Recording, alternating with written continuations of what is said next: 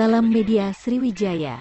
Viral di sosial media Instagram seorang pria yang pulang ke rumahnya dengan keadaan panik diincar oleh sejumlah pria yang langsung menyerangnya dengan senjata tajam. Video yang berdurasi 1 menit ini memperlihatkan pria diserang langsung tanpa sebab hingga handphonenya diambil dan motornya dihancurkan. Pria tersebut langsung berlari masuk ke rumah. Belakangan diketahui bila kejadian tersebut terjadi di Jalan Gubernur Haji Bastari Komplek Perumahan Amin Mulia Kecamatan Jakabaring, Palembang. Saat ditemui di lokasi kejadian terlihat suasana sepi di rumah korban pasca kejadian. Buli, 39, istri dari korban Ipan, membenarkan bila kejadian tersebut terjadi pada tanggal 10 Januari tahun 2023 pukul 18 WIB.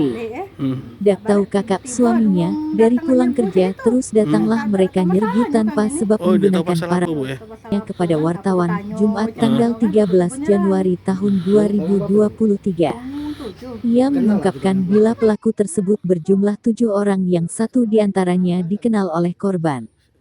Kami merasa tidak punya masalah apa-apa untuk pelaku 1 diantaranya kita kenal, katanya.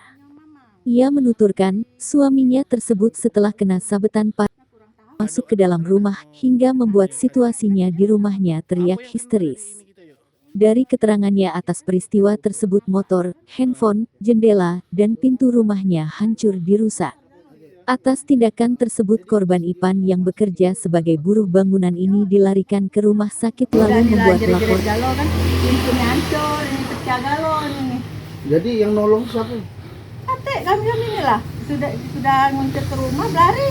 Pelaku tuh. Kan kita sudah buat laporan Bu. Sudah. Laporan di mana Bu? Tabes. Di Tabes ya. Ini. Bu Yuni suami Bu? Ipan itu yang jadi korban Bu. Jam berapa itu Bu? Nah yang motor rusak ini? Itu di dalam. Pakai dendeknya. Oh, di Rata-rata galon itu nah. Nah, jadi keran. ini ya. Tunjuk Bu. Bu tunjuk Bu. Mana yang Udah ini nah. Pangtanian kan. ini ya.